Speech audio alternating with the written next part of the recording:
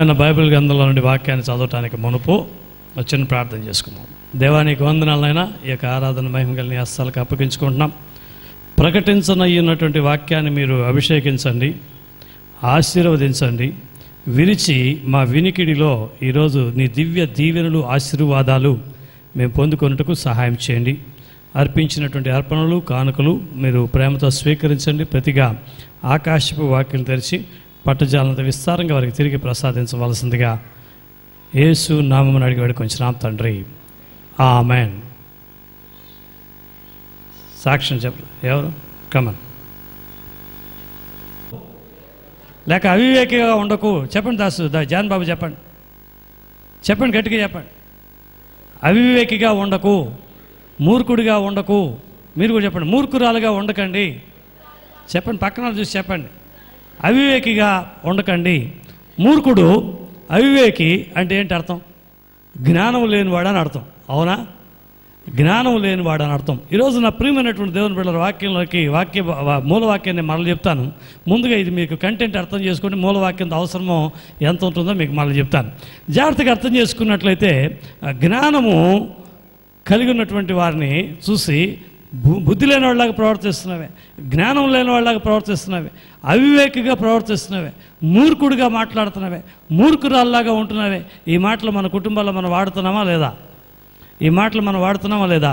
ఈరోజు దేవుడు మనల్ని చూసి ఇదే మాట అంటున్నాడు. అవివేకిగా ఉన్నవే, మూర్ఖుడుగా ఉన్నవే, మూర్ఖురాలుగా ఉన్నవే, జ్ఞానశూన్యుడిగా ఉన్నవే, తెలివి తక్కువ దద్దముగా ఉన్నవే, వెర్రివాడిగా ఉన్నవే, వెరిదానిగా ఉన్నవే అని ఈ ఉదయకాలం మందు దేవాది దేవుడు మనతో మాట్లాడుతున్నాడు. నా ప్రియమైనటువంటి దేవుని బిడ్డలారా, కూర్చున్నటువంటి అందరం అనుకుంటున్నాం, నన్ను మించిన జ్ఞానం కలిగినాడు, నన్ను మించినటువంటి తెలివితేటలు కలిగినాడు ఎవరు లేరు అనుకుంటుంటాం. చాలామంది ఏదైనా తెలివి తక్కువ పని చేసి వస్తే, హే ఏంటి పని చేయడం, బుద్ధి ఉందా కొంచెమైనా, ఏంటి ఇలాగా చేయడం అని మనము విమర్శిస్తూ ఉంటాం. అంటే వాళ్ళు చేసిన దానికన్నా మనకు ఎక్కువ జ్ఞానం ఉందని, వాళ్ళకన్నా తెలివితేటలు మనకు ఎక్కువ ఉందని, వాళ్ళకన్నా మనకు వివేకము ఎక్కువగా ఉందని అన్న ఉద్దేశంతో మనం మాట్లాడుతూ ఉంటాం. కొంచెం కూడా బుద్ధి లేదా, తెలివి లేదా, జ్ఞానం లేదా?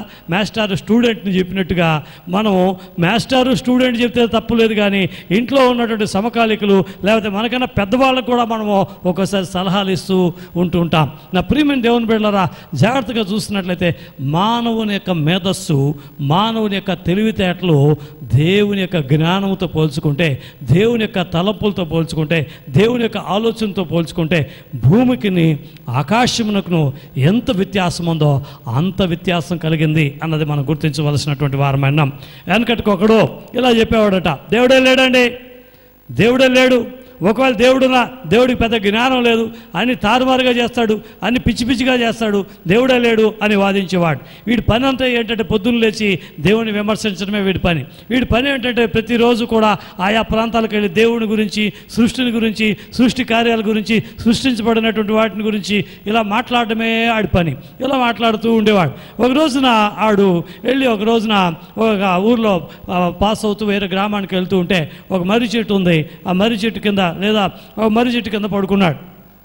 మర్రి చెట్టు కింద పడుకొని కాసేపటి నిద్ర వచ్చింది. నిద్రపోవడానికి ముందు మర్రి చెట్లు చూస్తే పెద్ద చెట్టు. మర్రి చెట్టు ఎంత పెద్దదిగా ఉంటుందో మీకు తెలుసు కదా. చెన్నైలో కానీ మీరు వెళ్ళినంటే ఆలమరం అంటారు. ఈ యొక్క అడయారు ప్రాంతంలో ఎకరాల్లోనికి విస్తరించినటువంటి అడయారులో ఒక చెట్టు ఉంది. చెన్నై అడయారు ప్రాంతంలో ఆలమరం అంటారు దాన్ని. చాలామంది టూరిస్టులు వెళ్ళి చూస్తుంటారు. మన సంఘంలో కూడా ఒకసారి మనం వెళ్ళినప్పుడు, చెన్నై వెళ్ళినప్పుడు ఆ ప్రాంతానికి దగ్గరలో నుంచి చూపించాను ఇక్కడ ఉంటుందని చెప్పి. దయచేసి గమనించండి, మర్రి చెట్టు చాలా పెద్దది. వీడు పడుకున్నాడు అనుకుంటాడా, ఈ దేవుడికి బుద్ధి లేదు, ఇంత పెద్ద చెట్టు దేవుడు పుట్టించాడట. ఈ చెట్టులో ఏం చేశాడు, చిన్న చిన్న కాయలు. ఈ చెట్టు సైజు ఏంటి, ఆ కాయ సైజు ఏంటి, ఇంత చిన్న కాయలు పెట్టాడే. ఈ మర్రి చెట్లో ఉన్న కాయలు చాలా చిన్నవిగా ఉన్నాయన్నట. అలా పక్కన చూస్తే పొలంలో ఒక పెద్ద గుమ్మడి పొద కనపడుతూ ఉంది ఆ పడుకున్న చోట. ఆ గుమ్మడి పొద చూడండి, ఈ దేవుడికి కొంచెమైనా బుద్ధి ఉందా, ఈ దేవుడికి కొంచెమైనా జ్ఞానం ఉందా? తీగలు అస్సలు మోయగలవా? ఆ యొక్క తీగలకి ఇంత పెద్ద గుమ్మడికాయ పెట్టాడు. ఇక్కడేమో ఇంత పెద్ద చెట్టుకి, బరువు మోయగలిగిన చెట్టుకేమో చిన్న కాయలు, అసలు భరించలేని చెట్టుకేమో పెద్ద కాయలు పెట్టాడు. ఈ దేవుడికి అసలు జ్ఞానం లేదు అంటూ కళ్ళు మూసుకొని పడుకున్నాడు. కాసేపటి నిద్రపోయాడు. నిద్రపోయిన తర్వాత ఏమైందంటే పైనుంచి కొన్ని మరి చెట్లో నుంచి కొన్ని కాయలు పడ్డాయి. పడంగానే ఉలిక్కిపడి లేచాడు. ఒంటి మీద 4-5 కాయలు ఏ ఉడత వల్ల, ఏ పైన ఉన్నటువంటి కాకి వల్ల, ఏదో పక్షి వల్ల కొన్ని పళ్ళు పడంగానే ఒళ్ళు భయపడిపోయి లేచి కూర్చున్నాడు. ఒక్కసారి చూస్తే తన మీద ఏం పడింది? ఆ మర్రి చెట్టు కాయలు పడినాయి. ఒకసారి దులుపుకొని, దేవుడు జ్ఞానవంతుడే, దేవుడు జ్ఞానవంతుడే. ఒకవేళ ఈ మర్రి చెట్టు సైజు కానీ గుమ్మడికాయలు పెట్టినాడు అనుకో, నేనేమై ఉంటాను? ఇప్పుడు పచ్చడైపోయి ఉంటాను. దేవుడు సరిగ్గా పెట్టాడు. ఎంతకాలం నేను దేవుడికి జ్ఞానం లేదనుకున్నాను, దేవుడికి నిజంగా జ్ఞానం ఉంది. ఎక్కడ ఏ విధంగా సృష్టించాలో ఆయన అక్కడ ఆ విధంగా ఆయన సృష్టించాడు. దేవుడు జ్ఞానవంతుడు అని చెప్పి అతడు దేవుని మహింపరిచాడు. దేవుడికి జ్ఞానం లేదు, దేవుడే లేదు అన్నటువంటి వ్యక్తి ఈ రోజున దేవుని యొక్క సృష్టిని చూసి ఆయన ఎంతగానో ప్రశంసించాడు. నా ప్రియమైన దేవుని బిడ్డలారా, వాక్యంలోనికి వద్దాం. చూడండి, తీతు అపోస్తుడైనటువంటి పౌలు తీతుకు రాసినటువంటి పత్రిక 3వ అధ్యాయము 3వ వచనాన్ని చదువుకుందాం. అపోస్తుడైనటువంటి పౌలు గారు తీతుకు రాసినటువంటి 3వ అధ్యాయము, ఎందుకనగా మనము కూడా మునుపు అవివేకులమును అవిధేయులమును మోసపోయిన వారమును నానా విధములైన దురాశలకును భోగములకును దాసులమునయ్యుండి దుష్టత్వమునందును అసూయయందును కాలము గడుపుచు అసహ్యులమై ఒకని ఒకడు ద్వేషించుచూ ఉంటిమి. కానీ దేవుడి మాటలు అభిషేకించి ఆశీర్వదించునుగాక. నా ప్రియమైన దేవుని బిడ్డలారా, ఇక్కడ చూసినట్లయితే పౌలు గారు మన పాత చరిత్రను చెప్తున్నాడు. పౌలు గారు మన పాత చరిత్రను చెబుతున్నాడు. మన పాత జీవితం ఈ 3వ వాక్యంలో మన పాత జీవితం అంతా కనబడుతోంది. మీకు కనబడిందో లేదో నాకు కనబడింది, నా జీవితం కనబడింది, మీ యొక్క జీవితం కూడా కనబడుతుందేమో ఇంకొకసారి. క్లుప్తంగా పౌలు గారు ఒకే ఒక సెంటెన్స్లో మన అందరి లైఫ్ని ఎంత చక్కగా, అంటే పాత జీవితం అంటే ఏంటంటే రక్షించబడటానికి మునుపు మన జీవితాన్ని ఎంత క్లియర్గా చెప్తున్నాడో చూడండి. ఏమని? ఎందుకనగా మనము కూడా మునుపు అంటే ఎప్పుడు? బిఫోర్ సాల్వేషన్, రక్షించబడటానికి మునుపు. మునుపు ఎలా ఉన్నాం? అవివేకులమును. చెప్పండి, అవివేకులము. ఇందాక చెప్పారా ఏమని? మూర్ఖులై ఉండకండి, అవివేకులై ఉండకండి అన్నాడు. ఎందుకంటే ఇంతకుముందు మనం ఎలా ఉండేవాళ్ళం? అవివేకులముగాను అవిధేయులుగాను, అస్సలు మాట వినేవాళ్ళం కాదు. మోసపోయిన వారమును అంటే మనల్ని మోసం చేశారు. నానా విధములైనటువంటి దురాశలకును భోగములకును దాసులనై ఉండి ఉన్నారా? వ్యసనాల్లోనూ భోగాల్లోనూ రకరకాలైనటువంటి పాపాల్లోనూ దాసులుగా బతికామా? దుష్టత్వము అనేక దుష్ట కార్యాలు ఉండేయా మనం రక్షణ పొందుకోవడానికి మునుపు? అబ్బో, ఇది ఎక్కువగా ఉంటుంది ఒకంత. కాలము గడుపుచు అసూయందును కాలము గడుపుచు అసహ్యులమై ఒకరినొకడు ద్వేషించుకొనుచు ఉంటిమి. మన పాత జీవితం అంతా ఇక్కడ అపోస్తుడైన పౌలు గారు చాలా క్లియర్గా చెప్తున్నారు. నా ప్రియమైనటువంటి దేవుడి బిడ్డలారా, ఇప్పుడు కూడా ఇలాగే కొంతమంది ఉన్నారు. ఒకప్పుడు ఉన్నారు, ఇప్పుడు కూడా రక్షించబడిన తర్వాత కూడా అవిధేయులుగా, అవివేకులుగా, దుష్టత్వంలోను, పాపములోను, వ్యసనములోను, అసూయలోను, ద్వేషములోను, ఇతర బలహీనతల్లోను, ఇతరులకు కీడు చేసేవారుగాను, ఇంక రకరకాలైనటువంటి వారులుగా ఇప్పుడు కూడా రక్షించబడిన తర్వాత కూడా అలాంటి జీవితం జీవిస్తున్నటువంటి వారు ఉన్నారు. యేసుక్రీస్తు ప్రభువు వారిని నమ్మి మరే దేవుడి దగ్గరికి, మరే దేవత దగ్గరికి వెళ్ళను అనుకుంటూ కూడా దేవుని యొక్క సన్నిధికి వచ్చిన తర్వాత కూడా ఇప్పుడు కూడా ఇంకా రక్షణ పొందుకోకుండా చాలామంది ఇలాగనే వచ్చి దేవుని వాక్యాన్ని విని వెళ్ళిపోతున్నటువంటి వారులుగా కనబడుతున్నాం.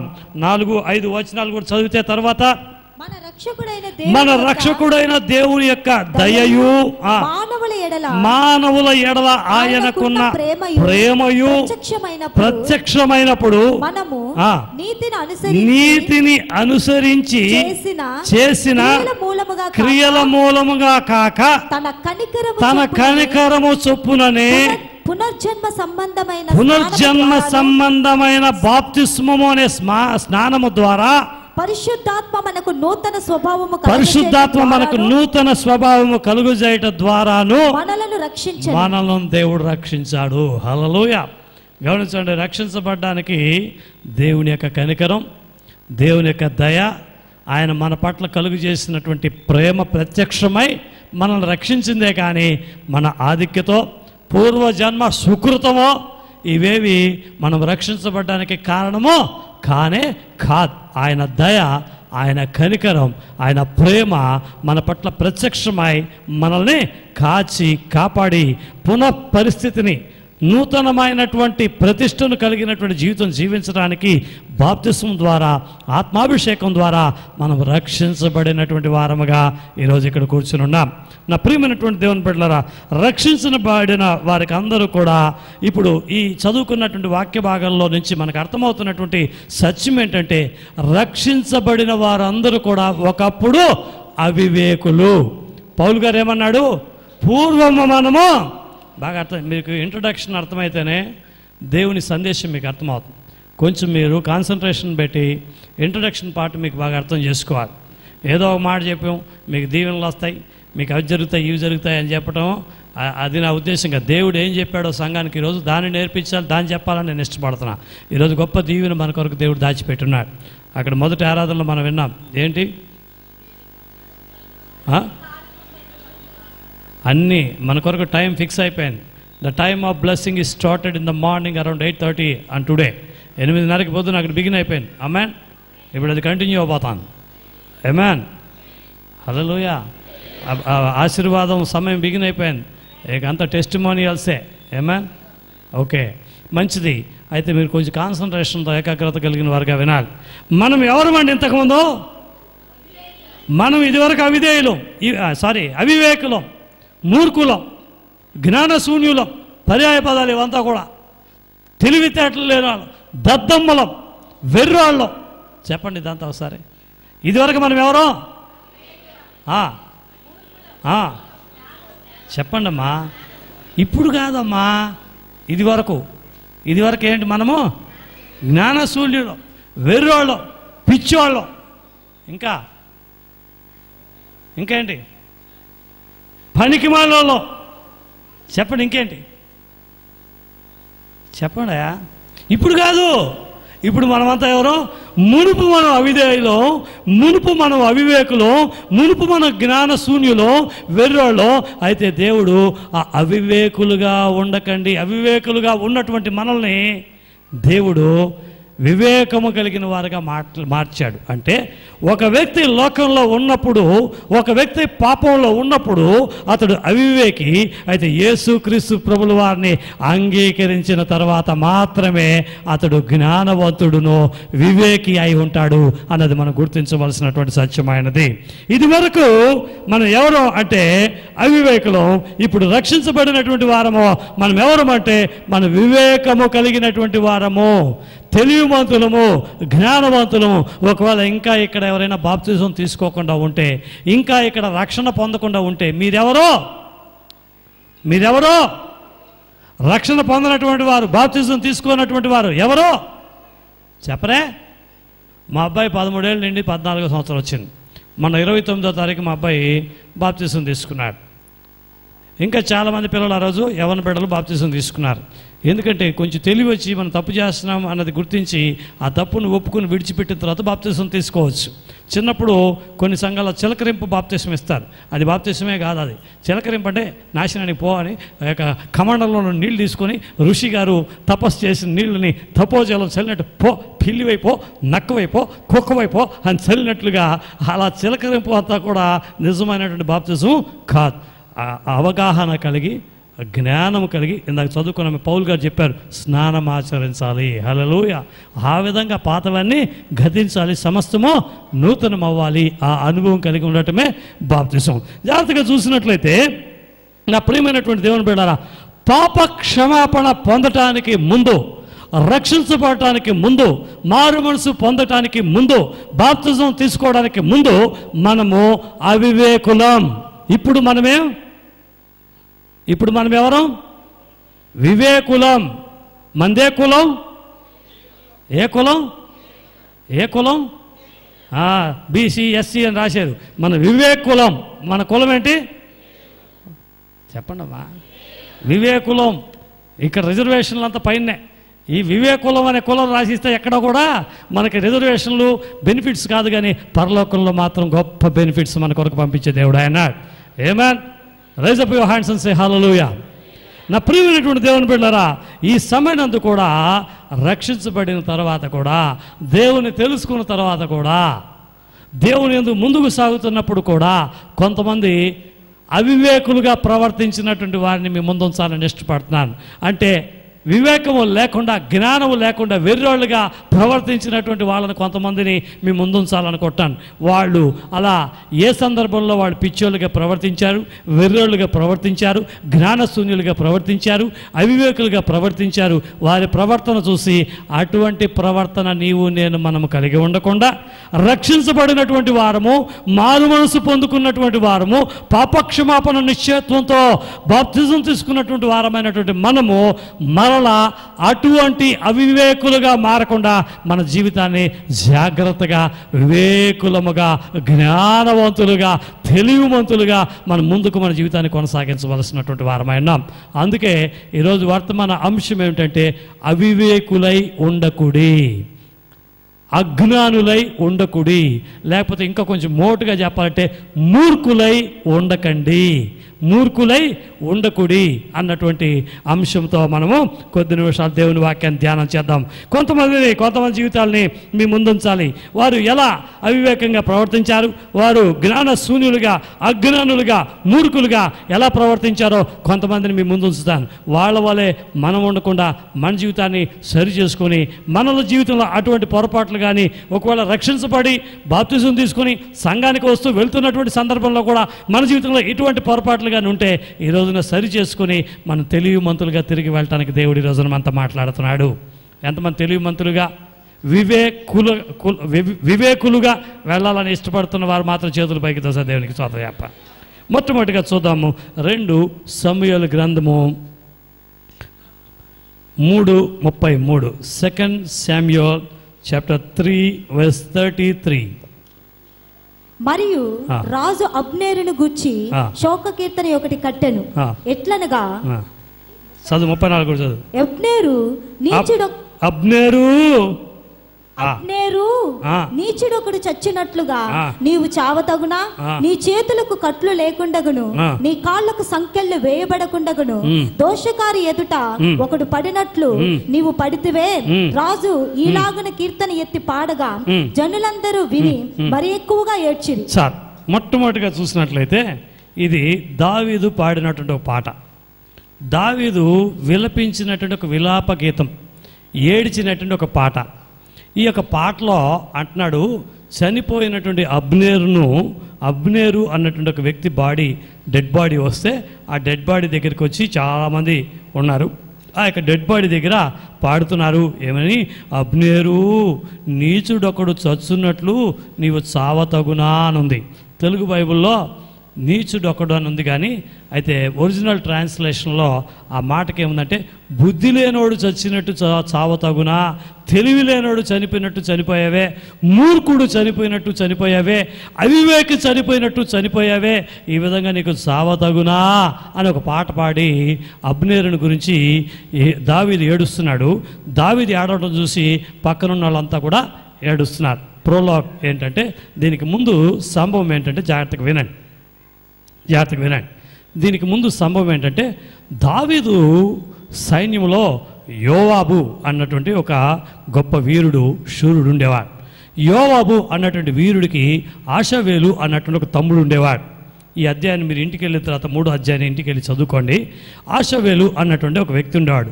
ఈ ఆషవేలు అన్నటువంటి వ్యక్తిని ఈ అబ్నేరు అన్నటువంటి వ్యక్తి చంపేశాడు, యుద్ధంలో చంపేశాడు. ఇప్పుడు యోవాబుకు పగ ఉంది, యోవాబుకు ప్రతీకారం ఉంది. అయితే పగ ప్రతీకారం ఉన్నప్పటికీ కూడా అబ్నేరు మరియు యోవాబు ఇద్దరు కూడా ఎవరి దగ్గర ఉన్నారంటే దావీదు దగ్గర ఉన్నారు. దావీదు దగ్గర ఉండటం చేత యోవాబుకు లోపల పగ, లోపల ప్రతీకార వాంఛ, తన తమ్ముడిని చంపేసినోడిని ఏ విధంగా చంపాలి, మట్టు పెట్టాలని లోపల రగిలిపోతున్నటువంటి ఒక పగ ప్రతీకారంతో ఎవరున్నారు?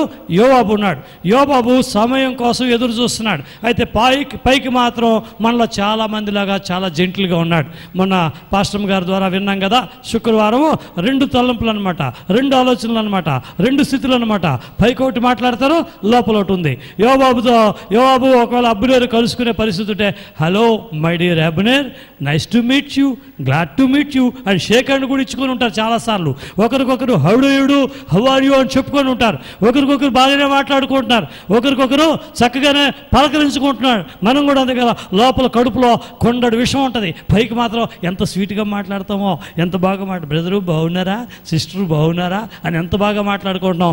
యోవాబు కూడా ఇప్పుడు ఎలా ఉన్నాడంటే, అబ్నేరుకు నాకు ఒక టైం రాకపోతుందా, నా తమ్ముడు చంపేస్తావో నువ్వు, నాకు టైం వస్తుందిరా, నిన్ను మట్టు పెట్టక మానను అని చెప్పి ఏం చేశాడంటే, is waiting for a time. ఒక రోజున ఏం జరిగిందంటే, అబ్నేరుకు పై వచనాలు కన్నా చదివితే ఇక్కడ 27వ వచనంలోకి చూస్తే అబ్నేరు ఏం చేశాడంటే, యోవాబు అబ్నేరుకు ఒక కబురు పంపించాడు. యోవాబు కబురు పంపిస్తే అబ్నేరు తిరిగి హెబ్రోనుకు వచ్చినప్పుడు సంగతి ఎవరికి వినపడకుండా గుమ్మనడముగా ఏకాంతముగా అతనితో మాట్లాడాలని యోవాబు అతను పిలిపించాడు. అబ్నేరు గమనించండి, వీడు లోపల్లో బ్రదర్ చనిపోయి చాలా కాలమైంది, వీడు చాలా బాగానే మాట్లాడుతున్నాడు. వినండమ్మా, తమ్ముడు చనిపోయి చాలా కాలమైంది, అయితే యోవాబు మాత్రం బాగానే మాట్లాడుతున్నాడు. అయితే వీడు అనుకుంటాడు, అబ్నేరు వాళ్ళ తమ్ముడిని చంపినా కూడా యోవాబు ఎంత మంచోడు, నాతో బాగున్నాడు, పగా ప్రతీకారం అని నన్నేమీ ఇబ్బంది పెట్టట్లేదు, కనీసం ఎందుకు చంపేవని కూడా అడగట్లేదు, చాలా మంచోడు అనుకొని బాగా మంచిగా చాలా బాగా ఫ్రెండ్లీగా డీల్ చేసుకుంటున్నాడు. ఫ్రెండ్లీగా వీళ్ళ యొక్క జీవితం అలా కొనసాగిపోతుంది. ఒకరోజు యోవాబు, అబ్నేరు నీతో ఏకాంతంగా మాట్లాడాలరా, నువ్వు బయటికి రా, ఒకసారి హెబ్రోను గుమ్మం దగ్గరికి బయటకు హెబ్రోను గుమ్మం దగ్గరికి బయటకు వచ్చినట్లయితే నేను నీతో పర్సనల్గా ఒక ఇష్యూ మాట్లాడాలి అని చెప్పాడు. వీడు కూడా పాపం ఏం చేశాడు, యోవాబు పిలిచాడు కదా, ఏమాత్రం ఆలోచించకుండా బుద్ధి లేనివాడై, తెలివితేటలు లేనివాడై, జ్ఞానశూన్యుడై యోవాబు పిలిచిందే తాడుగా మాట్లాడడానికి బయలుదేరి ఎక్కడికి వెళ్ళాడంటే హెబ్రోను గుమ్మము దాటి బయటకు వచ్చాడు. హెబ్రోను గుమ్మము దాటి బయటకు రాగానే యోవాబు చేతిలో ఉన్నటువంటి ఈటితో అతని కడుపులో పొడిచి, అక్కడ చూసినట్లయితే తన సహోదరుడు ఆషాహేలు ప్రాణము తీసినందుకై అతని కడుపులో పొడవగా అతడు చచ్చెను. జాగ్రత్తగా వినండి, ఇందులో ఏముందండి గొప్పతనం. ఇది ఒక నమ్మక ద్రోహం, యోవాబు చేసినటువంటి నమ్మక ద్రోహం. యోవాబు మోసం చేశాడు, వీడు వచ్చాడు, వాడు పొడిచాడు, వీడు చచ్చాడు. ఇందులో ఏముంది, అవివేకం ఏముంది అని మనం అనుకోవచ్చు. జాగ్రత్తగా అర్థం చేసుకుంటే హెబ్రోను అన్నటువంటి పట్టణానికి దావీదు వసిస్తున్నటువంటి పురమునకు ఒక చరిత్ర ఉంది, ఒక ఆధిక్యత ఉంది, ఒక గొప్పతనం ఉంది. ఏమిటంటే హెబ్రోనులో వీధులు చాలా విశాలంగా ఉంటాయి. హెబ్రోనులో వీధుల పక్కన కాలువలు గట్రా కానీ ఏ విధమైన ఇబ్బందులు లేకుండా ఒక మనిషి బాగా వేగంగా లోపలికి ప్రవేశించగలిగినటువంటి విశాలంగా కలిగినటువంటి రోడ్లు కానీ అన్ని విశాలంగా ఉన్నటువంటి రీతిలో హెబ్రోను కట్టబడి ఉంది. హెబ్రోనుకు అనేక గుమ్మాలు ఉన్నాయి.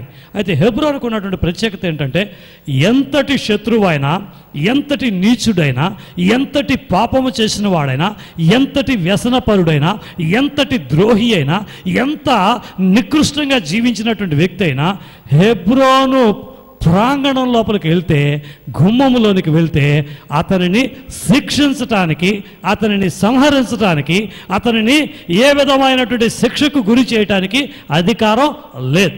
హెబ్రోను యొక్క పురములోనికి వెళ్ళిపోతే, హెబ్రోను యొక్క గుమ్మం లోపలికి వెళ్ళిపోతే ఆ లోపల ఉన్నటువంటి వ్యక్తిని సంహరించడానికి కానీ, లేక అతన్ని మట్టు పెట్టడానికి కానీ, అతన్ని గాయపరచడానికి కానీ, అతన్ని ఇబ్బంది పరచడానికి కానీ ఆ లోపల వచ్చినటువంటి వ్యక్తికి ఎంతటి శత్రువైనా చివరికి దావీదు మహారాజుకు కూడా అధికారం లేదు. హెబ్రోను లోపల అటువంటి నియమ నిబంధనలు కలిగి ఉన్నాయి. ఈ యొక్క ఆషాహేలును సంహరించినటువంటి అబ్నేరు ఎప్పుడైతే యోవాబు పిలిచాడో, యోవాబు ఏకాంతంగా పిలిచాడు, ఏకాంతంగా మాట్లాడాడు అని పిలిచినప్పుడు అబ్నేరు ఏం చేసి ఉండాలి?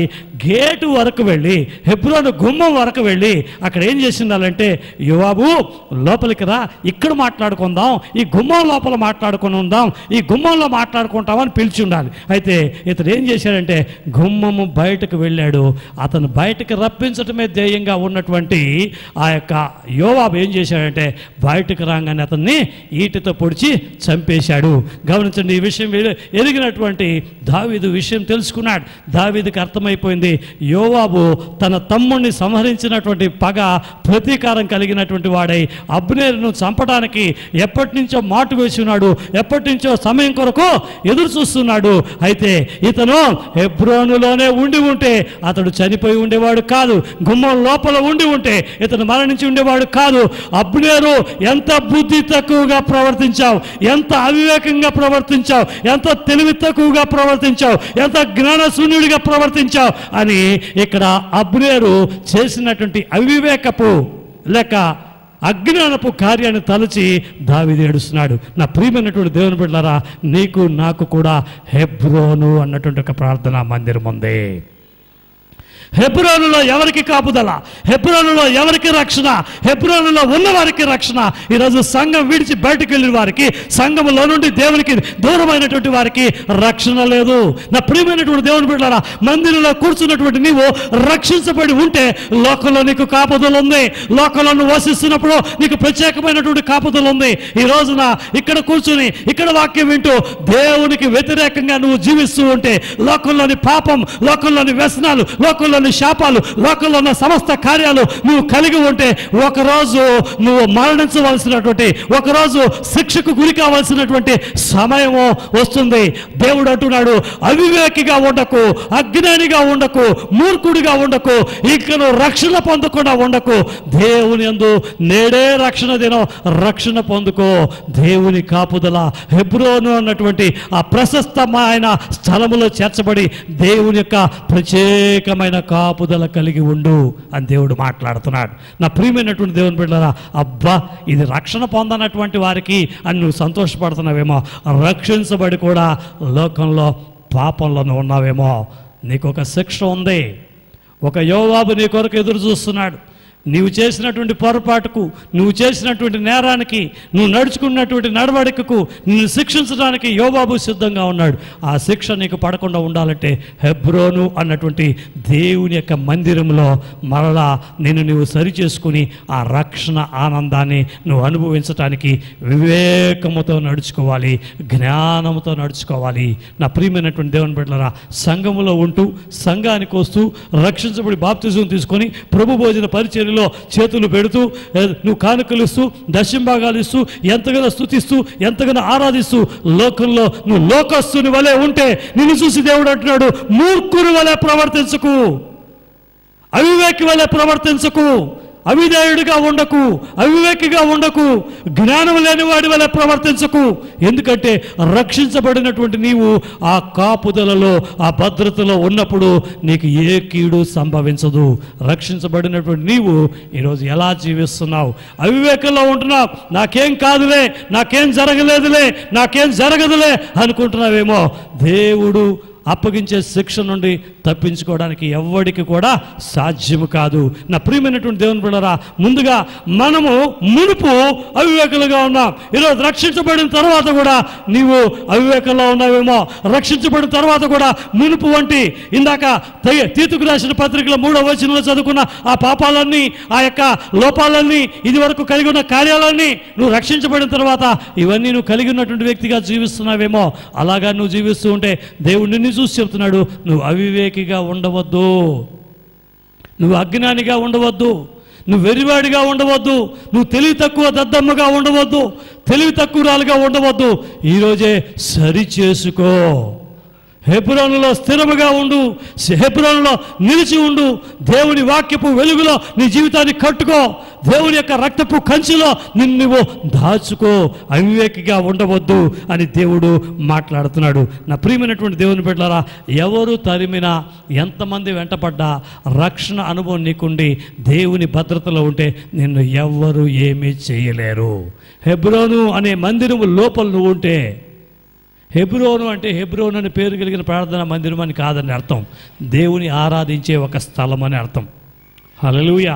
దేవుని యొక్క రక్షణ పొందుకుని దేవుని స్తుతించి ఆరాధించే ఒక స్థలం అని అర్థం. నా ప్రియమైన దేవుని బిడ్డలారా, లోపలికి ప్రవేశిస్తే రక్షణ, భద్రత, కాపుదల. దేవాలయానికి బయట ఉంటే అంటే అర్థం, ఇప్పుడు ఆరాధన అయిన తర్వాత మేము బయటకు వెళ్ళకూడదు పాస్టర్ గారు, ఇక్కడే ఉండాలి వరద బాధితుల్లాగా అంటే అది కాదు నా ఉద్దేశం. It's not meant by that. అంటే అర్థం ఏంటి అని అడిగినట్లయితే, బయటకు వెళ్ళిన దేవుడి కాపుదల నాకుంది, బయట జీవించిన దేవుని భద్రత నాకుంది, బయటకు వెళ్ళిన నా ప్రవర్తనను బట్టి దేవుడు నాకు కాపుదల భద్రత కలుగు చేస్తాడు అన్న నిశ్చయత్వం కలిగినటువంటి వారముగా మనం జీవించవలసినటువంటి వారమై ఉన్నాం. హల్లెలూయా, హల్లెలూయా. నా ప్రియమైన దేవుని బిడ్డలారా, ఒకసారి ఒక దైవ సేవకులు భార్యాభర్తలు ఇద్దరు కూడా ఒక దేశానికి క్రీస్తును అంగీకరించని, క్రీస్తును ప్రకటిస్తేనే అది శిక్షగా పరిగణించే ఒక దేశంలోకి వెళ్ళారు. ఒక దేశంలోకి వెళ్ళినప్పుడు ఆ యొక్క వాళ్ళు భార్యాభర్తలు ఎయిర్పోర్ట్లో దిగారు, వెళ్ళారు. ఒక చోట ఇల్లు, ఒక హోటల్లో రూమ్ తీసుకున్నారు. అక్కడ హోటల్లో ఉన్న తర్వాత కొంతకాలానికి అక్కడ చూస్తే యేసుక్రీస్తు ప్రభువులకు అందరూ వ్యతిరేకులే. అక్కడ యేసుని గురించి ప్రకటిస్తే ప్రభుత్వమే తీసుకెళ్ళి వీళ్ళని శిక్షిస్తుంది, జైల్లో వేసేస్తుంది, శిక్ష గురి చేస్తుంది. ఏం చేయాలో అర్థం కాకుండా వాళ్ళు ఆ ఊళ్ళో ఒక ఇల్లు తీసుకొని అక్కడ ఒక మిషనరీ వర్క్ చేయాలి, ఎలాగైనా సరే వీళ్ళని రక్షణలోకి నడిపించాలి. ఒక్కడు కూడా క్రైస్తవుడు లేనటువంటి ఈ యొక్క ప్రాంతంలో అనేకులకు దేవుని యొక్క ప్రేమను తెలియజెప్పాలని చక్కగా వాళ్ళు ఉంటున్నారు. అయితే నా ప్రియమైనటువంటి దేవుని బిడ్డలారా, అక్కడ ఎంత ప్రయత్నం చేసినా వీళ్ళు వెళ్ళి సువార్త చెప్తే శిక్ష, కానీ వీళ్ళ దగ్గరికి వచ్చి ఏదైనా కావాలని అడిగితే బాగుంటుంది. వాళ్ళిద్దరు కూడా భార్యాభర్తలు ఇద్దరు ప్రార్థన చేయడం ఆరంభించారు. ఉపవాసం ఉండి ప్రార్థన చేస్తున్నారు. 21 రోజులు ఫాస్టింగ్ ఉన్నారు భార్యాభర్తలు. ఇది నిజంగా జరిగిన ఒక సంభవం. భార్యాభర్తలు ప్రార్థన చేసి, దేవా మేము వెళ్ళి సువార్తను చెప్పాలంటే, మేము వెళ్ళి దేవుని గురించి చెప్తే వాళ్ళు మమ్మల్ని శిక్షిస్తారు, కానీ మా దగ్గరికి ఎవడైనా వచ్చి నిన్ను గురించి తెలియజెప్పమని ఒకడిని ఎవడన్నా పంపించండి, ఒక వ్యక్తినైనా పంపించండి. చివరికి ఒక వ్యక్తినైనా మా దగ్గరికి పంపిస్తే మేము వచ్చిన పని కనీసం ఒకడికైనా సువార్తను చెప్తామని చెప్పి రోజులు తరబడి కాచుకొని ఉంటున్నారు. కొన్ని రోజులు గడిచింది, కొన్ని వారాలు గడిచినాయి, కొన్ని నెలలు అయిపోయినాయి. అయితే ఎవరూ రాలేదు. ఎవరికి కూడా వీళ్ళు సువార్తను చెప్పడానికి అవకాశమే లేదు. కన్నీళ్లతో నిజంగా ఎంతో భారంతో మిషనరీలుగా వెళ్ళి ప్రార్థన చేసి అక్కడ గొప్ప పరిచయం చేయాలని ఆశపడ్డటువంటి వారికి ఒక్కరికి కూడా సువార్త చెప్పడానికి అవకాశమే లేకుండా ఉంది. ఒకరోజు పొద్దున్న ఏం జరిగింది అని అడిగినట్లయితే, వీళ్ళు ఇలాగే ప్రార్థనలో కొనసాగిస్తున్నారు, ఒక్కడైనా పంపించండి అంటే ఒక్కడు వచ్చాడు. 12 సంవత్సరాలుగా పిచ్చి పట్టినట్టు ఒక మెంటలోడు వచ్చాడు వాళ్ళ ఇంటికి. ఎన్ని సంవత్సరాలుగా? 12 ఏళ్ళుగా పిచ్చి పట్టినటువంటి వాడు వచ్చి ఆ పిచ్చాడు పని ఏంటంటే, వీళ్ళు కూడా 2-3 సార్లు మార్కెట్లో బజార్లో అతను చూశారు. ఆడి పని ఏంటంటే ఇటు గోక్కోవడం, ఇటు అనుకోవడం, చొక్కా సరిగా లేకుండా చినిగిపోయిన బట్టలు వేసుకోవడం. మరి పిచ్చాళ్ళు ఎలా ఉంటాం చూస్తున్నాం కదా. ఏదో చిన్న కొద్దిపాటి వస్త్రం దొరికిందని న్యూస్ పేపర్ కట్టుకోవడం, తలంతా కూడా తల్లి సంస్కారం లేకుండా తలంతా కూడా ఆ ముళ్ళు పడిపోవడం, చాలా చండాలంగా డర్టీగా ఉన్నాడు. అక్కడక్కడికి వెళ్ళి ఎవరైనా అడుక్కుంటే ఏదైనా పండు ఇస్తానో చిన్న బ్రెడ్ ఇస్తానో అది తినేసి ఎగిరి గంతులేసి వాటి నేల మీద వేసి తుడిచి ఇలా మట్టిలో వేసి ఇలా తింటూ చాలా రకరకాలైన వికృతమైన చేష్టలు చేసే ఒక పిచ్చాడు. వీళ్ళు కూడా చాలాసార్లు చూశారు. వాడి పని ఏంటంటే ఎవరైనా ఆకలిస్తే ఏమైనా ఇస్తారా అని అడగటం, అది తీసుకోగానే చక్కగా తినేవాడు కాదు, నేలలో వేసి బురదలో వేసి తినటమో లేకపోతే అలా విసిరి పడేయటం ఇలాంటివంతా చేసేవాడు. ఆ పిచ్చాడు వీళ్ళ ఇంటి దగ్గరికి వచ్చాడు. ఎవరింటి దగ్గరికి? ఈ సేవకుల ఇంటి దగ్గరికి వచ్చాడు. సేవకుల ఇంటి దగ్గర రాగానే తలుపు తట్టంగానే తెరిచే, నాకేమైనా ఇస్తావా అన్నాడు. వాడి పని ఏంటి? రోజు ఇలా అడుక్కోవడం, ఏదో తినటము లేదా పడేయటం. అంటే వీళ్ళకి వెంటనే మేము ప్రార్థన చేసాం, దేవుడు ఒకరిని పంపించాడు. వీళ్ళకి ఎవరు పంపించాడండి? పిచ్చోడిని పంపించాడు దేవుడు. ఎవరిని పంపించాడండి? పిచ్చోడిని పంపించాడు. అయితే వాడిని లోపలికి ఏమైనా ఇస్తారంటే లోపలికి రా అని చెప్పి అంటే ఆ ఊళ్ళో బహిరంగంగా వెళ్ళి ఎవరో రాకుండా వెళ్ళి సువార్త చెప్పడానికి అవకాశం లేదు, దేవుని గురించి చెప్పడానికి అవకాశం లేదు. అయితే లోపలికి పిలిపించి తలుపులేసి ప్రార్థన చేయడం ఆరంభించారు. దేవా, చాలా రోజుల తర్వాత, చాలా వారాల తర్వాత, చాలా మాసాల తర్వాత ఒక వ్యక్తిని పంపించావు, ఒక ఆత్మను పంపించావు. ఇదిగో ఇతని నిమిత్తం మేము ప్రార్థన చేస్తున్నాం అని చెప్పి చేతులు పెట్టి ప్రార్థన చేస్తే వీడు మధ్య మధ్యలో కెలుగుతున్నాడు. రొట్టె ఎక్కడ, బ్రెడ్ ఎక్కడ, తినడానికి ఎక్కడ అంటున్నాడు, వికృత చేష్టలు చేస్తున్నాడు. అయినప్పటికీ కూడా ఇతని నిమిత్తం ప్రార్థన చేస్తుంటే పరలోకము నుండి ఒక గొప్ప అగ్ని దిగి వచ్చి ఆశ్చర్యమైనటువంటి రీతిలో ఆ వ్యక్తిని ముట్టడం జరిగింది. దేవునికి మాత్రం మహిమ కలుగును గాక. ఏం జరిగింది? వెంటనే అతడు, ఏమిటి నేను ఇంత అగ్లీగా ఉన్నాను, ఎందుకు నాకు ఇట్లాంటి మురికి వస్త్రములు, ఎందుచేత నేను ఇలా ఉన్నాను అని మాట్లాడడం ఆరంభిస్తున్నాడు. తన స్థితిని గుర్తించాడు, తన పరిస్థితులు గుర్తించాడు. నేను ఎందుకున్నాను? ఆ రోజు నా భార్య కర్రతో నా తల మీద కొట్టింది, 12 సంవత్సరాల క్రితమో నా తల మీద కొట్టింది. ఆ తర్వాత నాకేమైంది? ఎక్కడ నా భార్య? నా బుర్ర బద్దలు కొట్టిన నా భార్య ఎక్కడ అని అడుగుతున్నాడు. వీడికి ఇప్పుడు ఏమైంది? దేవుడు అద్భుతమైన రీతిలో ఆ పిచ్చితనాన్ని, ఆ వెర్రితనాన్ని, ఆ అజ్ఞానాన్ని తీసివేసి ఆశ్చర్యం గొలిపే గొప్ప స్వస్థతనిచ్చాడు. ఇప్పుడు ఇతన్ని బయట పెట్టుకున్నారు, స్నానం చేయించాడు, మంచి బట్టలు ఇచ్చారు, భోజనం పెట్టారు. అంతా అయిన తర్వాత వీడిని ఎవరు గుర్తించలేనటువంటి పరిస్థితి. ఇంతకు ఇతడు ఎవడంటే ఆ యొక్క దేశంలో ఒక అధ్యక్షుడికి చాలా దగ్గర బంధువు, ఒక అధ్యక్షుడి చెల్లెలకి భర్త. ఆ చెల్లెలు ఎప్పుడో కోపం వచ్చి మొగుడిని కొట్టింది. అప్పుడు వీడు వెంటలోడు అయిపోయాడు, ఇంట్లో నుంచి దోహేశారు. వీడు పిచ్చోడుగా 12 ఏళ్ళు తిరుగుతున్నాడు. పిచ్చోడుగా 12 ఏళ్ళుగా తిరుగుతున్నటువంటి ఈ వ్యక్తికి, ఇక వీడి జీవితం వేస్ట్ అనుకున్నటువంటి వ్యక్తికి పరమ తండ్రి అద్భుతమైన రీతిలో అతనికి గొప్ప స్వస్థతను కలుగు చేశాడు. ఆ దేశంలో 90% ఇతని ద్వారా రక్షణలోకి దేవుడు ఆశ్చర్యం గొలిపే రీతిలో నడిపించాడు. నా ప్రియమైనటువంటి దేవుని బిడ్డలారా, 19వ శతాబ్దపు ఆరంభ దినాల్లో జరిగినటువంటి ఒక కార్యం ఇది. ఒక జ్ఞానము లేనటువంటి, ఒక పిచ్చివాడైనటువంటి వ్యక్తి చేర్చవలసినటువంటి ఒక చోటుకు చేర్చినప్పుడు ప్రార్థన అతను ఏం చేసిందంటే జ్ఞానవంతునిగా, వివేకిగా, తెలివైన వాడిగా మార్చి రక్షణ భాగ్యాన్ని పొందుకొని ప్రభువైన యేసుకు ఏదో గొప్ప కార్యాలు చేయాలని ఇష్టపడుతున్నాడు. నువ్వేమంటే ఎంతసేపు ఉద్యోగం, నువ్వేమంటే ఎంతసేపు వ్యాపారం, నువ్వేమంటే ఎంతసేపు ఫ్యామిలీ, ఎంతసేపు ఖాళీ ఉంటే టీవీ, ఖాళీ ఉంటే నిద్ర, ఖాళీ ఉంటే తిరగడం, ఖాళీ ఉంటే ఆ ఖాళీగా తిరిగే వాళ్ళలాగా ఉండిపోతున్నావు. సమయాన్ని సద్వినియోగం చేసుకోవాలి, సమయాన్ని సద్వినియోగం చేసుకోవాలి. మత్తయి సువార్త 7వ అధ్యాయం 24, 25, 26 వచనాలు చదువుకుందాం. Matthew chapter 7 verses 24 to 26.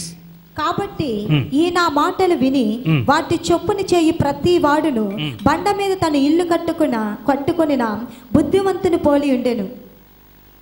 మరియు ఈ నా మాటలు విని వాటి చొప్పున చేయని ప్రతి వాడు ఇసుక మీద తన ఇల్లు కట్టుకొనిన బుద్ధిహీనుని పోలి ఉండును. ఏంటి? బుద్ధిహీనుడు లేక బుద్ధి లేనోడు, లేకపోతే జ్ఞానశూన్యుడు, లేకపోతే అవివేకి. అబ్బో, ఎన్ని పర్యాయ పదాలు ఉన్నాయి. సొంట.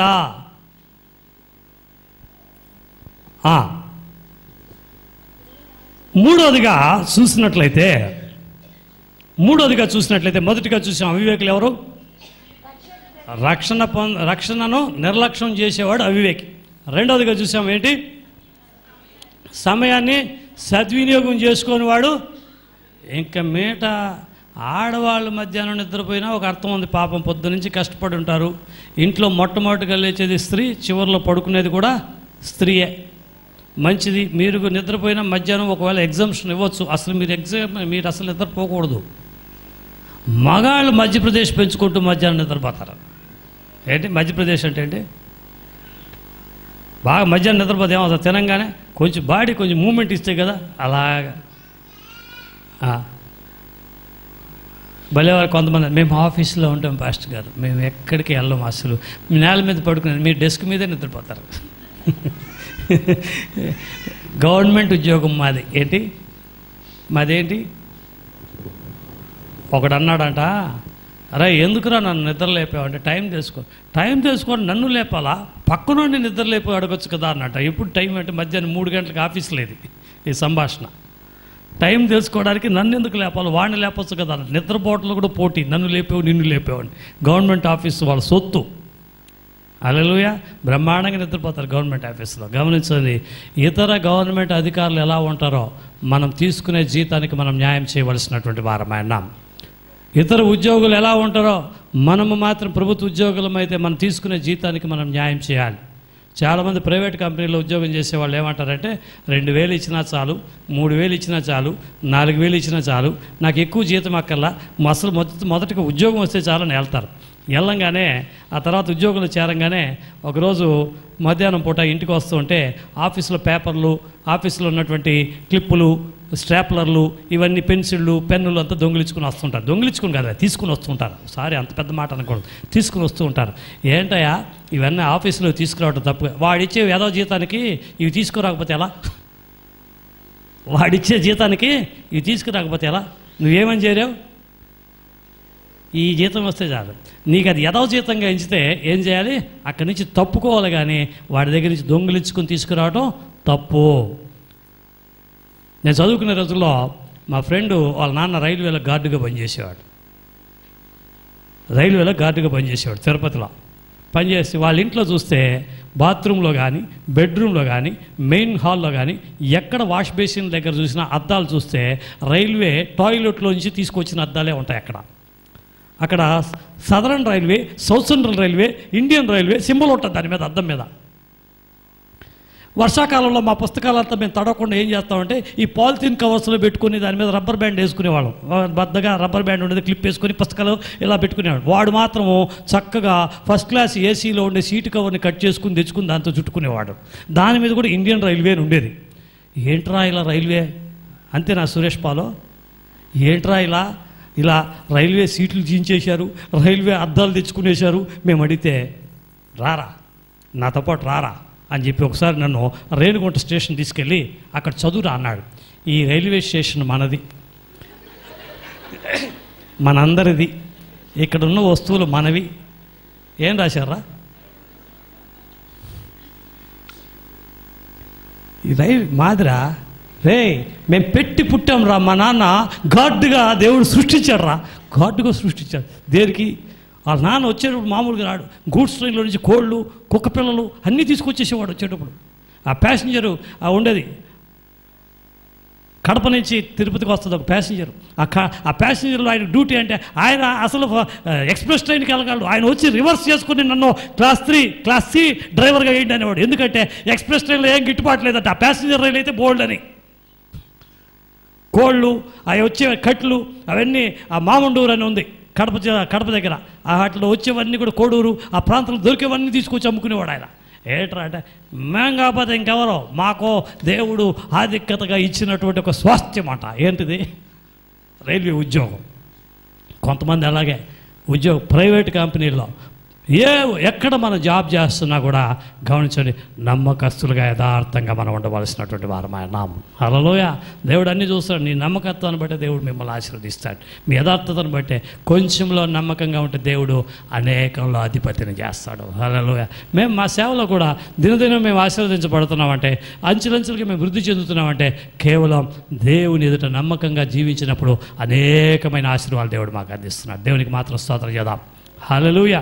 మూడోదిగా మనం చూసాము ఏంటంటే, ఇక్కడ ఒకడు దేవుడి మాట విన్నటువంటి వాడి ఇల్లు బండ మీద కట్టబడి ఉంటుంది, విననటువంటి వాడి ఇల్లు దేని మీద కట్టబడి ఉంటుందట, ఇసుక నేల మీద కట్టబడినట్టుగా ఉంటుంది. ఇసుక నేల మీద కట్టబడినటువంటి వాడి ఇల్లు ఏమవుతుంది, వర్షం వస్తే ఏమవుతుంది, అక్కడ రాయబడింది చదువుతండి. వాన కురిసెను, వరదలు వచ్చెను, వరదలు వచ్చెను, గాలి విసిరి ఆ ఇంటి మీద కొట్టెను, అక్కడ ఉన్న వారందరూ చచ్చెను. హల్లెలూయా. విసిరి చదువు, ఆ ఇంటి మీద కొట్టెను, అప్పుడు అది కూలబడెను, దాని పాటు గొప్పదని చెప్పాను. దానికి ముందేముంది, ఆ వాక్యానికి ముందు జ్ఞానము లేని, బుద్ధి లేని,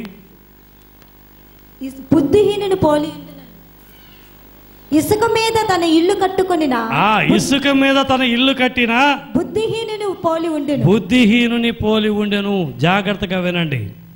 దేవుని వాక్యము ఎవరైతే వింటారో, వాటి ప్రకారం జీవిస్తారో వారు జ్ఞానవంతులు, వారు తెలివిమంతులు, వారి వివేకులు, వాళ్ళు విజ్ఞానులు.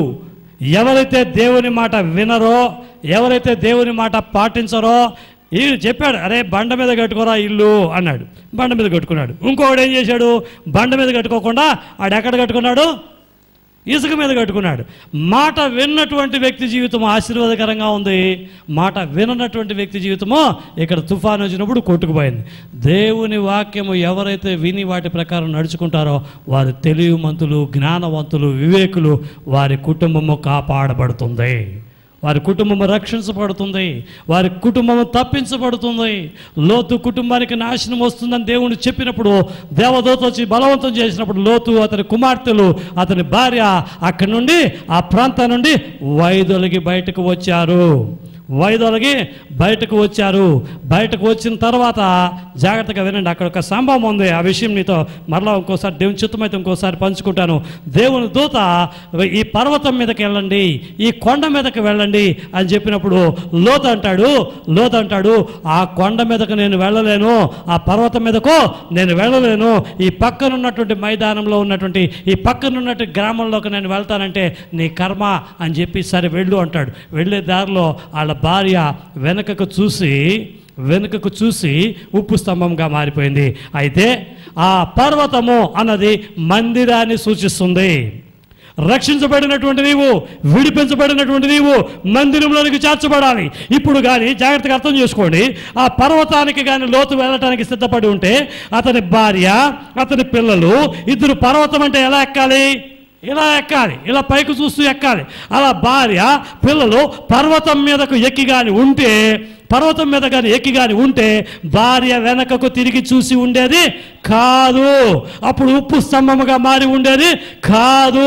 మాత్రమే కాకుండా భార్య ఉండటం చేత మరలా లోతు యొక్క కుటుంబ వ్యవస్థ అభివృద్ధి చెంది ఉండేది. భార్య చనిపోవటం వల్ల ఇప్పుడు లోతు కుమార్తెలకు సంతానం వృద్ధి చెందటానికి తండ్రితో పాపం చేయవలసినటువంటి పరిస్థితి. మోయాబీయులు, అమ్మోనీయులు అన్నటువంటి ఒక దుర్మార్గపు వంశము అక్కడ అంకురించడానికి కారణమైంది. వీటికన్నిటికీ కారణం ఏంటంటే పర్వతము ఎక్కకపోవటం, దేవుడు చెప్పినటువంటి కొండ మీదకు ఎక్కకపోవటం, దేవుడు వెళ్ళమన్నటువంటి పర్వతానికి వెళ్ళరు అని చెప్పటం. నా ప్రియమైనటువంటి దేవుని బిడ్డ, దేవుని మాట వింటే క్షేమము కలిగి ఉంటాం. దేవుని మాట వింటే బండ మీద కట్టబడినటువంటి ఇల్లు వలె ఉంటాం. దేవునికి చిత్తమైతే ఆ పర్వతము అన్నటువంటి మాట మీద దేవుడు ఒక దివ్యమైనటువంటి సందేశాన్ని వినిపించాడు. ఆ యొక్క మాటలు రానున్న దినాల్లో మీతో పంచుకుంటాను. ఒక అద్భుతమైన, అది ఒక్కటి నేను ఖచ్చితంగా చెప్పగలను, ఆ పర్వతము అన్నటువంటి ఒక అపురూపమైనటువంటి గొప్ప సత్యాన్ని దేవుడు నాకు తెలియజెప్పాడు. వాటిని మీతో త్వరలో పంచుకుంటాను దేవుడి యొక్క సమయంలో. జాగ్రత్తగా విన్నట్లయితే నా ప్రియమైన దేవుని బిడ్డలారా, దేవుని వాక్యాన్ని వింటే బండ మీద కట్టబడిన వారముగా ఉంటాం, వినకపోతే ఇసుక నేలలో కట్టబడిన వారముగా ఉంటాం. మనసారా దేవునికి స్తోత్రం చేద్దామా? హల్లెలూయా. వాక్యం విని పాటిస్తే వారు వివేకులు, వాక్యం విని పాటించకపోతే వాళ్ళు కనీసం ఫిల్ ఇన్ ది బ్లాంక్స్ కూడా చేయలేరేంటి? వాక్యం విని వాటి ప్రకారం నడుచుకుంటే వివేకులు, జ్ఞానులు, తెలివిమంతులు.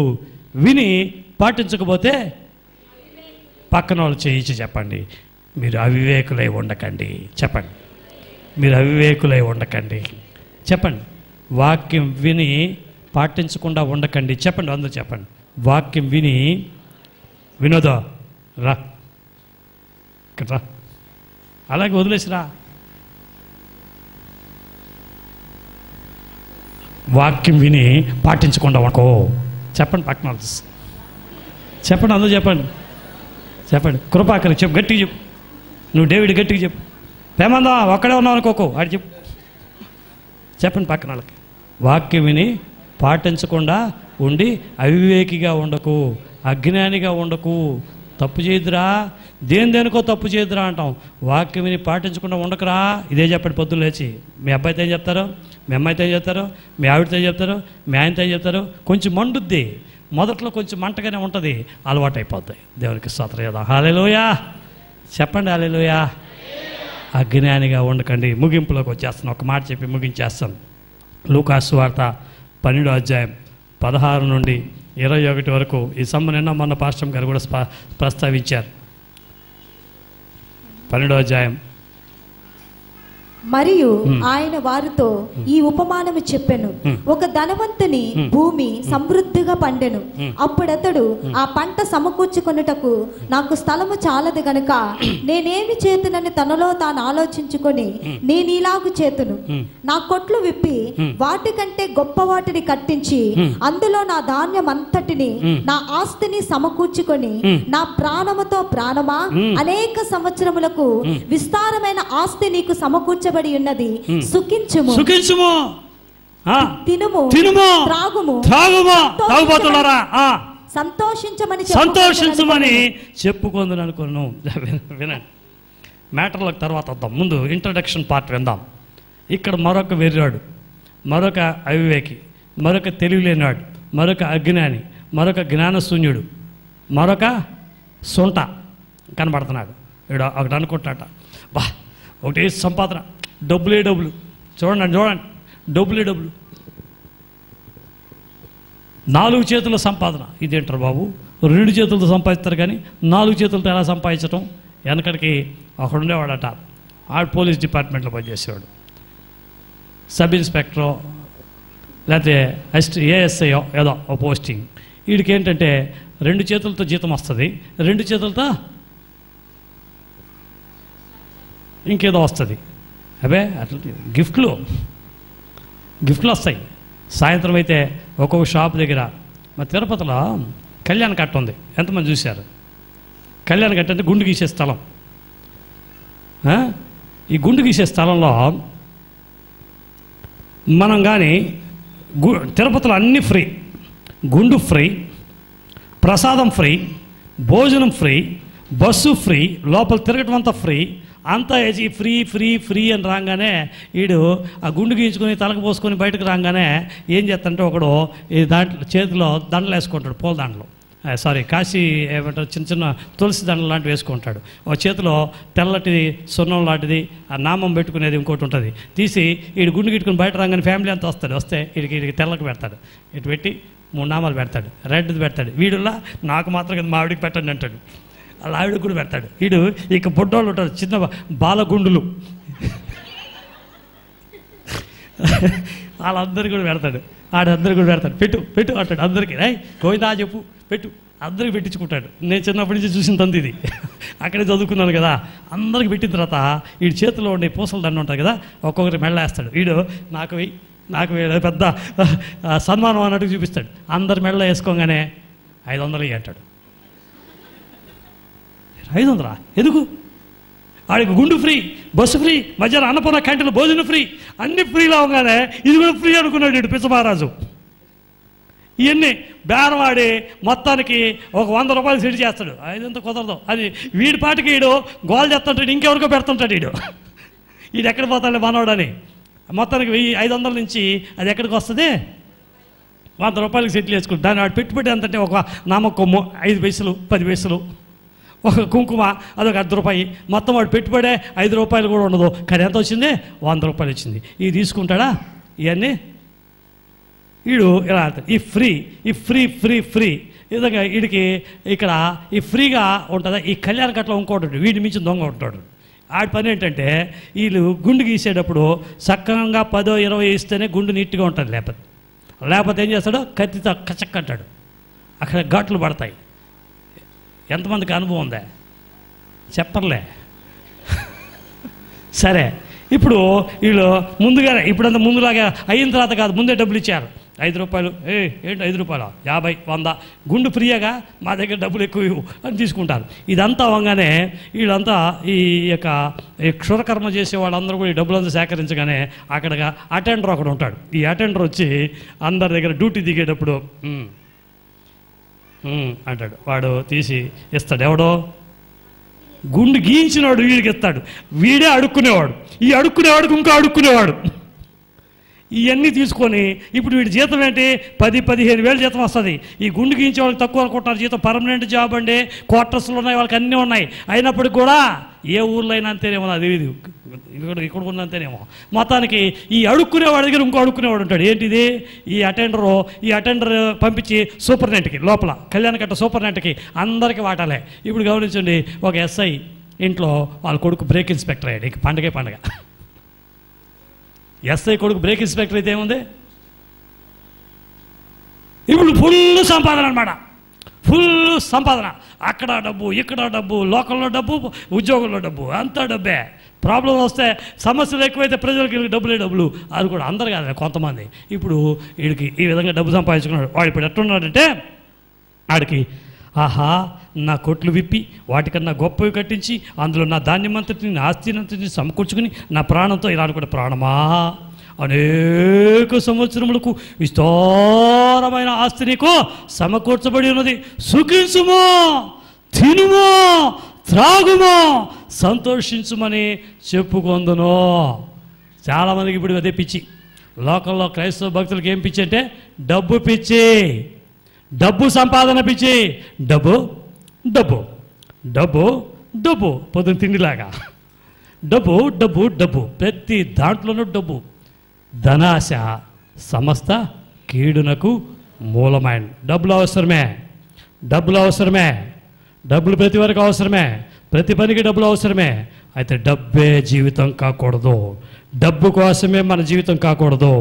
నా ప్రియమైనటువంటి దేవుని బిడ్డలారా, తర్వాత వాక్యం ఉంటుంది, ఈ రాత్రే నీ ప్రాణం వచ్చి దేవుడు అడిగితే, చదువమ్మా తర్వాత వాక్యం. అయితే దేవుడు వెర్రివాడా ఏం మాట్లాడుతున్నాం?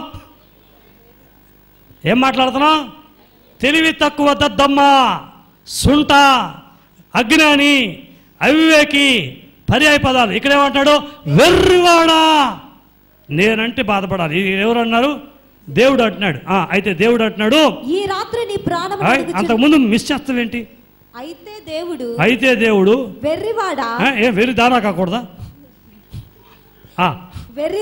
వెర్రివాడా, ఈ రాత్రి నీ ప్రాణము అడుగుచున్నాను, నీవు సిద్ధపరిచినవి ఎవని వగును అని అతనితో చెప్పాను. హల్లెలూయా. ఎవని వగును అని అతనితో చెప్పాను. సంపాదిస్తాం, కూడబెడతాం, అన్నీ చేస్తాం. కొంతమంది ఉంటారు కడుపుకి తినరు, సరిగ్గా నిద్రపోరు, ఇంట్లో ఎవరికి బెటరో దాచుకుని పిసనాలుగా ఉంటారు.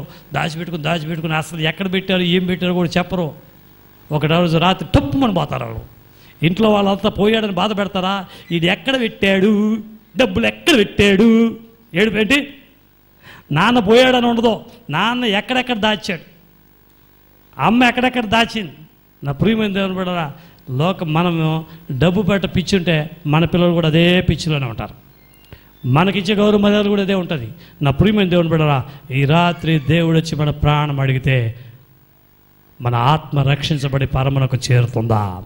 డబ్బు ముఖ్యమే, సంపాదన ముఖ్యమే, కుటుంబ పోషణకు డబ్బులు అవసరమే, బిడ్డల ఎదుగుదలకు అన్నిటికీ డబ్బులు అవసరమే. మన రోజువారీ జీవితంలో ప్రతి విభాగంలోనూ డబ్బుల యొక్క ఆవశ్యకత ఎంతైనా ఉంది.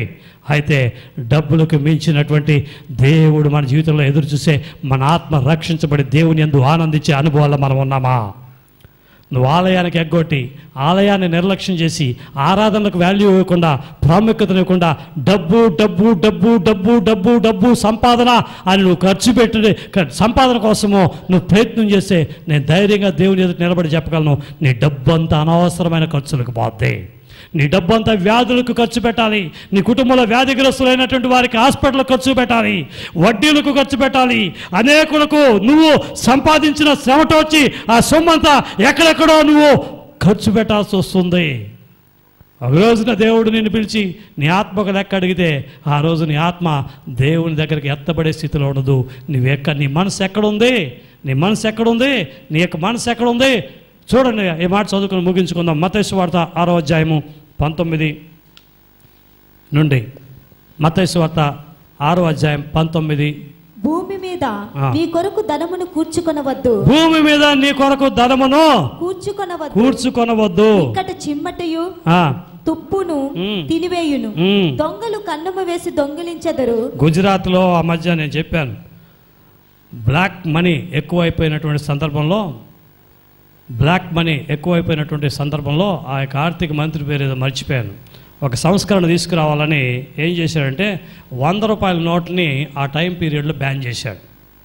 అందరూ కూడా అప్పుడు 500s 1000 కరెన్సీ ఉన్నటువంటి రోజులు కాదు. బ్లాక్ మనీ ఎక్కడ విపరీతమైన డబ్బులు అనమాట. ప్రభుత్వానికి చెల్లించవలసినటువంటి ట్యాక్సెస్ కట్టకుండా బ్లాక్ మనీ ఎక్కువైపోయింది. అప్పుడు ఇందిరాగాంధీ గవర్నమెంట్లో ఉన్నటువంటి ఒక ఆర్థిక మంత్రి, ఐ ఫర్గాట్ హిస్ నేమ్, ఏం చేశాడంటే ఆ స్టేట్లో 100 రూపాయల నోట్లు చెల్లకూడదని ఒక ఆర్డినెన్స్ తెచ్చాడు. అప్పుడు గుజరాత్లో ఉన్నటువంటి ధనవంతులంతా 100 రూపాయల నోటుతో 100 రూపాయల నోట్లు కాల్చి గ్యాస్ స్టవ్లు వెలిగించడము, పొయ్యిలో 100 రూపాయలు కట్టలేయడము, తగలబెట్టడం చేశారు. ఎందుకంటే అవి చల్లనటువంటి నోట్లుగా మారిపోయినాయి. నా ప్రియమైన దేవుని బిడ్డ, చదువుకున్న వాక్య భాగంలో కూడా మనం చూస్తున్నాం. ఏం చదువుకున్నామంటే మన ధనాన్ని మనము కూడబెట్టుకుంటే ఒకరోజు ఏమవుతుంది? చిమ్మట్లు. బంగారం ఎక్కడి నుంచి వస్తుంది? మట్టిలో నుంచి వస్తుంది. నువ్వు డబ్బు డబ్బు నగలు నగలు నగలు అని బీరువాలో పెడితే ఒకరోజు బూడిదిగా మారిపోయి ఉంటుంది. బంగారం అంతా ఒకరోజు బూడిదైపోతుంది, మట్టి అయిపోతుంది, రాళ్ళు అయిపోతాయి. అంతా మాయ అంటావు నువ్వు. అప్పుడు మట్టిలో నుంచి వచ్చింది, మట్టిలాగా మారిపోయింది అంటావు. చదువమ్మా. ఒకవేళ ఈ రెండు మిస్ అయినా దొంగలు ఇది గమనించండి. లిటరల్గా దొంగతనం చేయటం అని కాదు అర్థం. ఏదో మేమంతా బ్యాంకులో పెట్టాం, లాకర్లో పెట్టామని మీరు తెలివిగా అనుకున్నారేమో. ఇది దొంగలు కన్నం వేయటం అంటే దొంగతనం చేయటం అని కాదు. అనవసరమైనటువంటి ఖర్చులు, అనవసరమైనటువంటి వ్యాధులు, అనవసరమైనటువంటివి. చదువమ్మా. పరలోకమందు మీ కొరకు ధనమును కూర్చుకొనుడి. అచ్చట చిమ్మటే అయినను, అక్కడ చిమ్మట్లు ఉండవు, తుప్పైనను దాన్ని తినవేయదు. దొంగలు కన్నము వేసి దొంగిలేరు, దొంగిలించరు. నీ ధనం ఎక్కడ నుండునో, నీ ధనం ఎక్కడ ఉండునో అక్కడనే నీ హృదయం ఉండునో. గమనించండి. మీ ఇంట్లో నిన్న రాత్రి ఏదో ప్లాట్ అమ్మటానికి బేరం మాట్లాడారు. పొద్దున్న మీరు ఇక్కడికి బయలుదేరి వచ్చే ముందు 10:30, 10:30, 11 గంటలకు 10:30కంతా వచ్చేస్తున్నారు. అయితే వాళ్ళు 10:55కి వచ్చారు. ఇంటికి వచ్చేటప్పుడు 1,00,000 రూపాయలు అడ్వాన్స్ ఇచ్చారు. ఇదిగోండి రేపు సోమవారం మాట్లాడుకుంటాం అని. అయితే అడ్వాన్స్ డబ్బులు మీరు జాగ్రత్తగా అక్కడ పెట్టి బయలుదేరేశారు కదా. ఇంక వీళ్ళు రారులే, చర్చికి టైం అయిపోతుంది అని బయలుదేరేసి తలుపు లాక్ చేయడానికి వస్తున్నారు. అయితే ముందు డబ్బులు లేనప్పుడు మీ చిన్నోడిని తాళం ఏమని చెప్పారు. తాళం ఎవరినేమి చెప్పారు? మీ చిన్నోడిని రే తాళం వేసుకున్నారా అని చెప్పి బయలుదేరారు. వీళ్ళు డబ్బులు ఇచ్చిన 1,00,000 రూపాయలు కబోర్డ్లో పెట్టిన తర్వాత బయటకు వచ్చారు, మళ్ళీ వచ్చి చూసుకుందామని. అయితే చిన్నోడు తాళం వేశాడు. ఇక్కడికి వచ్చి కూర్చున్న తర్వాత మీ ఆలోచన అంతా ఎక్కడ ఉంటుందంటే, ఇప్పుడు చిన్నోడు తాళం సరిగ్గా వేశాడా లేదా? ఎందుకని? ఏముంది అక్కడ? 1,00,000 రూపాయలు ఉంది. తలంటి పోసుకున్నాం, చెయ్యిను ఏమంటే మెళ్ళ చెవులు వేసుకునేది ఏమంటుందని, లోలాకలా ఏమంటుంది, కమ్మలా, ఓకే, అవి తీసి పెట్టామే. అది బాత్రూంలోనే వదిలేసామా, ఇక్కడ వదిలేసామా? అక్కడ చిన్న బాత్రూంలో పెద్ద హోల్ ఉంది, దాంట్లో పడిపోయిందా? ఇక్కడ కూర్చొని ఆరాధన చేస్తాం. ఎక్కడ ఉంటుంది మనసు అంతా? నీ ధనం ఎక్కడ ఉండునో నీ హృదయము అక్కడనే ఉండును. నీ ధనము దేవుడై ఉండాలి. హల్లెలూయా. నీ ధనము దేవుడై ఉండాలి. దేవుడిచ్చే ధనాన్ని మనం ఆశపడకూడదు. ధనాన్నిచ్చే దేవుని యందు మనం ఆశ కలిగి ఉండాలి. హల్లెలూయా. దేవుడిచ్చిన ధనాన్ని కాదు మన జీతము, మన సంపాదన అంతా దేవుడిచ్చింది అంటాం. దేవుని దయ వలన దేవుని నామానికి మహిమ కలుగును గాక. సాక్ష్యం చెప్పటం మన ఇలాగా, దేవుని నామానికి మహిమ కలుగును గాక. ఏమీ లేని స్థితిలో ఉండి నా దేవుడు ఇంతగా ఆశీర్వదించెను, నాకు ఇది కలిగెను, దేవుని నామానికే మహిమ కలుగును గాక అని చెప్తాం. అయితే ఆ ఆశీర్వాదాలను చూస్తాం కానీ ఆశీర్వదించే దేవుని చూడడం మానేస్తున్నాం. నా ప్రియమైన దేవుని బిడ్డలారా, వెర్రివాడా, వెర్రిదానా, చెప్పండి ఒకసారి. వెర్రివాడా చెప్పండి, మీరు చెప్పండి. మీరు మంచివాళ్ళు. మనల్ని కాదమ్మా, ధనపిచ్చి ఉన్న వాళ్ళని. ఎవరిని? మీరు మంచివాళ్ళు. అసలు మీకు డబ్బు అంటే ఆశ లేదు. మీకు డబ్బులు ఇచ్చిన దేవుడు అంటేనే ఆశ మీకు.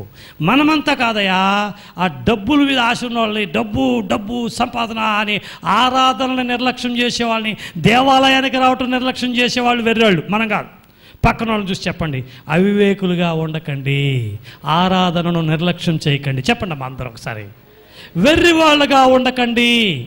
చెప్పండి, వెర్రివాళ్ళుగా ఉండకండి. గురువారం మానకండి. వెర్రివాళ్ళుగా ఉండకండి. 3వ శుక్రవారం మానకండి. వెర్రివాళ్ళుగా ఉండకండి. ఆదివారం ఆరాధనలో మానకండి. నీ ధనం ఎక్కడుండునో నీ హృదయం అక్కడుండునో. అవివేకులారా, మీరు కాదండోయ్, నేను ఎవరి నుంచి చెప్తున్నా అంటే దేవుని నిర్లక్ష్యం చేసేవారు, దేవుడిచ్చినటువంటి ఆశీర్వాదాన్ని ఆకాంక్షిస్తూ ఆశీర్వాదాలు ఇచ్చినటువంటి దేవుని నిర్లక్ష్యపరిచేవారు. నీ ప్రాణం వచ్చి ఈరోజు దేవుడు అడిగితే ఎక్కడికి వెళ్తావు? ఒక్కసారి జ్ఞాపకం చేసుకో. ముగింపులో మూలవాక్యాన్ని చదువుకుందాం. మునుపు, ఎందుకనగా మనము కూడా మునుపు అవివేకులు. అందరితో చెప్పించు తల్లి నువ్వు. ఉత్తర ప్రత్యుత్తరముల వలె, ఏమిటి? ఉత్తర ప్రత్యుత్తరముల వలె కీర్తన ప్రకటించుచుండగా మనమందరము స్పందించి దానికి జవాబు చెప్పేదాం. మనము కూడా చెప్పండి, అందరూ చెప్పాలి. ఎందుకనగా మనము కూడా, అందరూ చెప్పాలి. చెప్పడానికి ముందు వెళ్ళిపోతావేంటి? ఎందుకనగా మనము కూడా మునుపు, ఇప్పుడు కాదమ్మా, మునుపు అవివేకులమును అవిధేయులమును మోసపోయిన వారమును మోసం చేసే వారముగాను నానా విధములైన దురాశలకును భోగములకును దాసులమునై ఉండి దుష్టత్వమునందును అసూయ యందును కాలము గడుపుచు అసహ్యులమై స్వార్థపరులమై ఒకరినొకరు ద్వేషించుచు ఉంటిమి. అయితే ఇప్పుడు కాదు, మునుపు. ఇప్పుడు మనం ఎవరు? వివేకులం. ఏ కులం? వివేకులం. అలా ఎవరైనా ఉంటే ముగింపులో మీ చేతులు పక్కన వాళ్ళకి ఇచ్చి అవివేకులే ఉండకండి చెప్పండి. అవివేకులే ఉండకండి. ప్రమాణం చెప్పు. డేవిడ్కి చెప్పు. నువ్వు ప్రమాణం చెప్పు. ఈ గదిలో చెప్పండి. విజయ్కి చెప్పండి. చిన్న విజయ్, పెద్ద విజయ్, శ్యామ్కి చెప్పండి. సైమన్ చెప్పండి. బాయ్స్ నువ్వు చెప్పు. అవివేకులై ఉండకండి. ఆ వెనకాల వాళ్ళతో చెప్పు. సువార్తమ్మ చెప్పు. ఏ చేయబట్టుకుంటే చెప్పాలా? అవివేకులై ఉండకండి. చూసన్న పక్కన చెప్పు. అవివేకులై ఉండకండి. దేవుడు 4 కార్యాలు నేర్పించాడు. ఏ విషయాలు? రక్షణ నిర్లక్ష్యం చేస్తే, రక్షించబడి లోకంలో ఉంటే తప్పు, రక్షణ పొందుకోకుండా ఇక్కడ ఉన్నా తప్పే. రక్షించబడాలి. 2, సమయాన్ని టైంపాస్ గాళ్ళు కూడా ఊరికే ఎందుకు ఊరికే వచ్చానయ్య గారు, ఊరికే తిరుగుతుంటారు. ఎప్పుడు ఊరికే తిరుగుతూనే ఉంటారు. ఆ ఊరికే తిరగటం మానేసింది. దేవుని చిత్తం ఏమిటో తెలుసుకోవాలి. 3, వాక్యాన్ని వినాలి. వాక్యాన్ని నిర్లక్ష్యం చేయకూడదు. అవే 4వదిగా ధనాశ, ధనం వెంబడి పడడం. ధనము, డబ్బులు, బిజినెస్. ఒకరోజు వస్తాడు సేల్ ట్యాక్స్ వాడు, కమర్షియల్ ట్యాక్స్ వాడు, ఇంకోవడం. అప్పుడు తెలుస్తుంది, దేవా ప్రార్థన చేయడానికి వచ్చామయ్యా, 3 రోజులు 72 గంటలు ఉపవాసం ఉంటాం స్వామి, ఈ సమస్య నుంచి విడిపించండి స్వామి. 72 గంటలు ఆ రోజు కొట్టుకోకల్లా, ఇప్పుడు కేటాయించాలని గంటన్నర దేవుడు కేటాయిస్తే చాలు రోజుకి. దేవునికి మాత్రం స్తోత్రం చేద్దాం. తల్లంచి కళ్ళు మూసుకున్నట్టయితే ప్రార్థన చేసుకో. హల్లెలూయా. మోకరిద్దాం. ఎవరైనా స్పందించిన వారు వాక్యానికి అప్పగించి ప్రార్థన చేయండి. వాక్యాన్ని